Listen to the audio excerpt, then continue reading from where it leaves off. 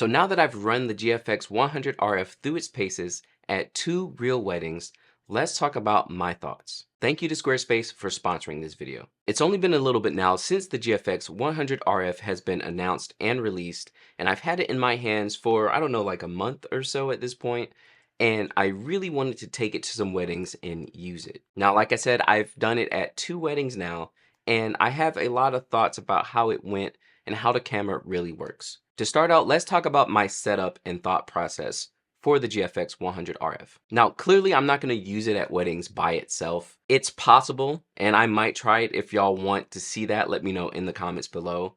But I pair it up with my GFX100 too. This way I have a full GFX setup. Now, what I didn't realize is generally when I shoot with 2 cameras, one camera, the one on my left, is always my tele camera. So that's 50 mils and up. And then my right camera is going to be my wide camera, and that's 35 and all the way down to maybe 24 mils, something of that sort. So the GFX100 RF actually fit a perfect space for me and what I needed on a wedding day. Because of this, I was super excited to bring it along, and it really worked out well. I've done this with my X-T5 before as well, pairing it with the GFX100 too, and the main thought process was when you have wider focal lengths, you really don't have as much background separation. So because of that, having an f4 lens is not as big of a problem when you're shooting at like 24 millimeters. And then the GFX100 II is going to cover all those nice blurry background shots that you'll need. So I have pretty much everything that I need on a wedding day. So let's break this into 2 separate sections. I'll talk about the pros first, and then we'll go over the cons that I experienced, especially after my last wedding that I just finished, which was more like a 10-hour day. That was a long day. I really got to see what the GFX100 RF is capable of on a wedding day. So starting out with the pros, and I've talked about this a lot in my GFX100 RF videos, which I'll link my playlist right up above and in the description below. But the camera is beautiful, it's light, and it's capable. If you're a wedding photographer who's into doing photojournalistic work, almost film style work, the GFX100 RF, in my opinion, is a great camera for that. Because it's so small and so fun to use, you kind of get away from thinking about your gear so much and just taking the photos you need. This, in my opinion, is huge because as wedding photographers, we're really trying to capture the day and make it art at the same time. And I just find it hard to do that when I have a huge DSLR style camera that really, like, it just really changes the way you shoot when you're using the 100 RF. And I can't understate how light it is. Honestly, it feels lighter than my X-T5s, which to me is still mind-boggling that a camera that small is a full-blown GFX 102 megapixels. I also have the silver one, so it's kind of a fashion piece at weddings, which is cool. A lot of people come up to me and think it's a film camera or something of that sort.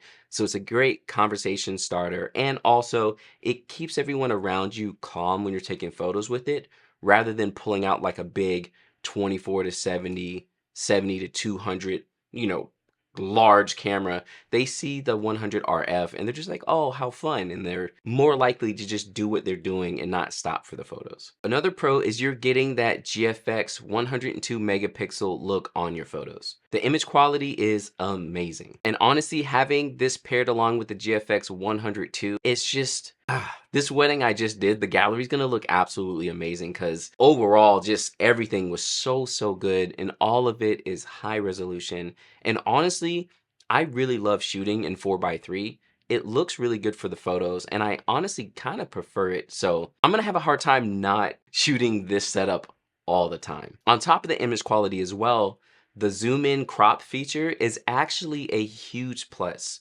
Now, the reason I like it the most is basically because during the day, I'm using that zoom in crop feature to get the focal length I want. Generally, I'll push it up to the 45, giving me that 35 mil type feel for most of the day. However, whenever I need to go wider, I can just crop out and have it there, or I can go a little bit tighter if needed. But the best part is if you shoot in JPEG and RAW, when you get back home, the crop data is saved onto the RAW file as well. What this means a lot of the time is I have way more space in my photos than I believe. Since I'm generally cropped in a bit to the 45 mil equivalent, what happens is I just have more space to open up the photo. So if I was too tight for some reason, I have more space. If it was way too wide, I could even crop in more. And to me, this is huge. I wish all of the GFX cameras had this, because then I could shoot with one or two lenses and not have to bring like a zoom or anything of that sort if I didn't want to. Like, just imagine if the GFX 102 had the crop feature on it, I could shoot on an 80, crop all the way in on a photo, let's say during the ceremony, and have the crop set for me already. And now I don't have to do it after the fact in post. Saving all that time and composing while you're in camera, in my opinion, is a huge pro rather than having to go back and do it all in post. Let me know in the comments what you all think, because I know a lot of photographers love to work in post, but honestly, I like to get it right in camera like 90% and then go back and mess with it a little bit in post. So the crop lever to me is probably one of the biggest pros of the 100 RF. Something else that's really awesome about the camera while you're at weddings is that it is super quiet. Like, actually, it is so quiet that I had to turn on the sound for the shutter so that I knew when I was taking photos. Because I would take too many photos and not realize it because the leaf shutter is that quiet. So I don't even need to turn on a silent shutter or electronic shutter. I can just use the camera as is and it's going to work great. And obviously, I'm sure you all understand, but at a wedding, not being loud is huge. Again, if I was using the 100 RF as my only camera at a wedding, I would feel like a ninja or something, you know what I mean? It would be total stealth mode the whole day, and I feel like I would be able to get really awesome and really candid photos. And the last pro, which is halfway a con, so this will lead into our cons as well, is the autofocus. The autofocus actually works extremely well, and I didn't really have any problems with it until I started getting into the end of the day, which I'll talk about in a moment. But throughout the beginning of the day, when there's light around, the autofocus is great. It works fine. I know a lot of people online has a lot of feelings about this camera, but I just like, it's awesome. It was, oh, it's f4. I know. But the autofocus, the image quality, the size and weight, it is an amazing camera, and I loved using it at weddings. Now, before we get into our cons, we have to shout out this video sponsor, Squarespace. If you're like me and a wedding photographer or trying to get paid wedding work, you need a website. Couples are not going to trust you if you only are using social media, and this is where Squarespace can come in and help with that. Squarespace is an online platform that will help you quickly and easily build your website so that you can have an online presence aside from social media. They have AI tools to help you build your website. They have beautiful templates, and as a photographer, getting your photos into a portfolio on their website is the easiest thing to do. I've been using them now for over 10 years in my business, and I honestly can't see myself ever changing because it just works. On top of it working as well, the platform is built for business owners. So you can show off things you'd like to, make blog posts, show off your photos, but you can also sell merch and physical products. You can sell videos, and you also have great customer service to back all of that up. This is why I've been recommending Squarespace for so many years. And if you want to give them a try, definitely make sure to check out the link in the description below for 10% off of your first website or domain. Now, let's talk about the cons. I'm sure this is the section you all have been waiting for. Everyone loves negative news. So let's talk about the cons. And honestly, I'll be honest, I didn't really find too many. But the first one, and I'm sure you all know what it is the f4 lens. For wedding photography, f4 it's rough. I'm not gonna lie. I don't think it's a problem. I know everyone's first thing when the camera was announced is, oh, wish it was 2.8. Like, I get it. But wedding photography specifically, we're dealing with darker times most of the time. You know, the beginning of the day will be nice and easy, but we all know reception is going to come up and it's going to get darker. So I am rating my ISO a lot higher than I normally would when I'm using the GFX100 RF. Now, is that a huge deal breaker? It isn't. I get that I could be getting like the most perfect image quality right out of camera, but let's be real for a moment. It's 2025, y'all. We're using AI to edit our photos and AI noise reduction. It kind of like just make the photo look good after the fact, you know? Make sure you're taking it in a way that gets good image quality in camera that you know you can fix and go about your day. And again, argue with me about it, but that's how I feel.